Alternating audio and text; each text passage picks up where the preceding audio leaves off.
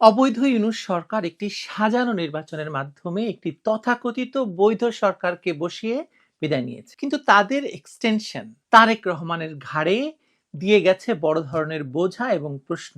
যেমন এই মুহূর্তে সবচেয়ে বড় প্রশ্ন হচ্ছে, জাতীয় সংসদের সাবেক স্পিকার ডক্টর শিরীন শারমিন চৌধুরীকে কি ইউনূস সরকার গুম করেছে? না হলে তার কোনো খোঁজ নেই কেন বিগত 18 মাসেও?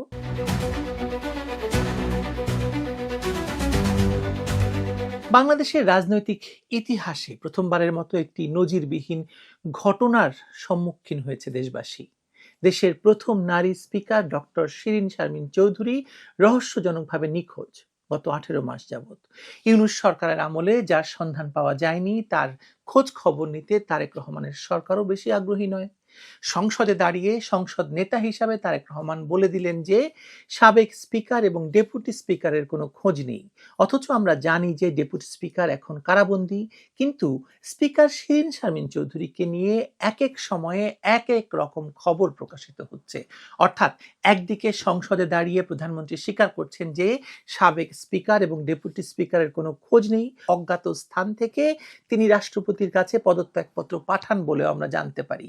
এসব সবই আমরা জানতে পারি কিভাবে? দেশের ভেতর ইউনূসের প্রোপাগান্ডা সচিব নিয়ন্ত্রিত, মানে সেই ডাস্টবিন শফিক নিয়ন্ত্রিত মিডিয়ায় প্রকাশিত সংবাদ থেকে।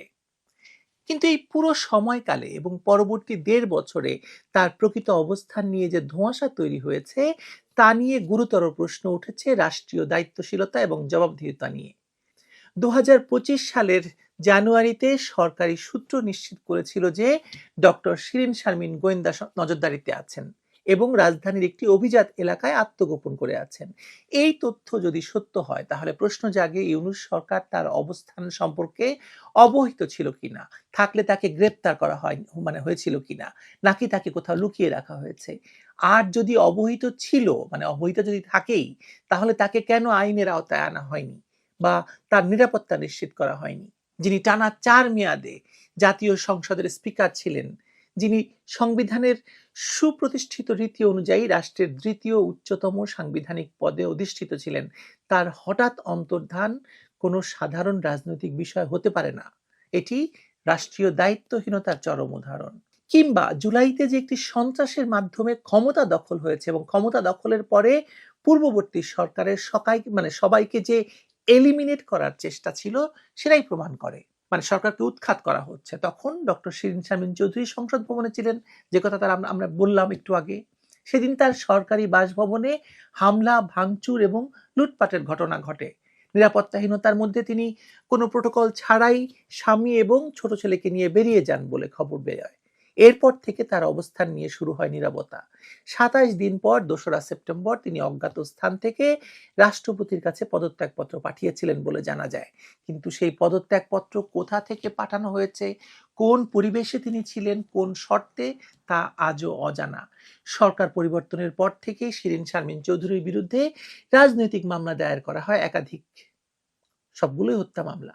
রংপুরে এক হত্যা মামলায় তাকে আসামি করা হয়, যেখানে অভিযোগ করা হয় তার নির্দেশে এক ব্যক্তিকে হত্যা করা হয়েছে। কিন্তু 1 বছরেরও বেশি সময় পেরিয়ে গেলেও মামলাটির তদন্ত শেষ হয়নি, কেউ গ্রেপ্তারও হয়নি। অথচ এই মামলার নামে তাকে গোয়েন্দা নজরদারির মধ্যে রাখা হয়েছে বলে দাবি করা হয়েছিল। কিন্তু নজরদারির নামে কি তাকে আসলে আটকে রাখা হয়েছে, নাকি তাকে নিখোঁজ করার পেছনে রয়েছে রাজনৈতিক কোনো প্রতিহিংসা?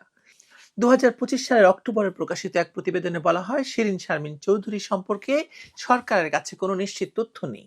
কেউ কেউ বলছেন তিনি পাসপোর্ট ছাড়াই স্থলপথে ভারত চলে গেছেন, আবার কেউ বলছেন তিনি ঢাকাতেই আছেন, কিন্তু গোপনে। কিন্তু এই দ্বিমুখী তথ্য কি বলে? এটি কি সরকারের দায়িত্বহীনতা, নাকি সুপরিকল্পিতভাবে তথ্য গোপনের চেষ্টা? স্বরাষ্ট্র মন্ত্রণালয়ের কর্মকর্তারা বলছেন তার বিরুদ্ধে কোনো গ্রেপ্তারি পরোয়ানা নেই, তাই তাকে গ্রেপ্তার করা হয়নি। তাহলে প্রশ্ন হলো, তিনি যদি সত্যি দেশে থেকে থাকেন, তাহলে কেন তিনি প্রকাশ্যে আসছেন না? কেন তার পরিবারের পক্ষ থেকে কোনো বক্তব্য আসছে না?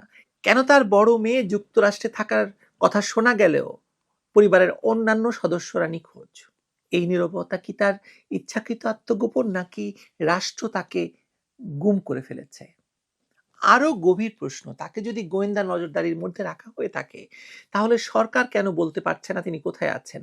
কেন প্রধানমন্ত্রী সংসদে দাঁড়িয়ে বলছেন তিনি জানেন না সাবেক স্পিকার কোথায়? তারেক রহমানের এই বক্তব্য কি নিখোঁজের দায় সরকারের ওপর থেকে সরিয়ে দেওয়ার চেষ্টা নয়, নাকি এটি একটি রাজনৈতিক বার্তা যে যারা আগের শাসক গোষ্ঠীর অংশ ছিলেন তাদের জন্য ন্যায় বিচার বা মানবাধিকারের কোনো স্থান তারেক রহমানের কাছেও নেই? একটি জোড়াতালির নাটকে সংসদ গঠিত হলো, সংসদ শুরুও হলো, সংসদ নেতা সংসদে দাঁড়িয়ে বললেন যে সাবেক স্পিকার ডেপুটি স্পিকারের কোনো খোঁজ নেই।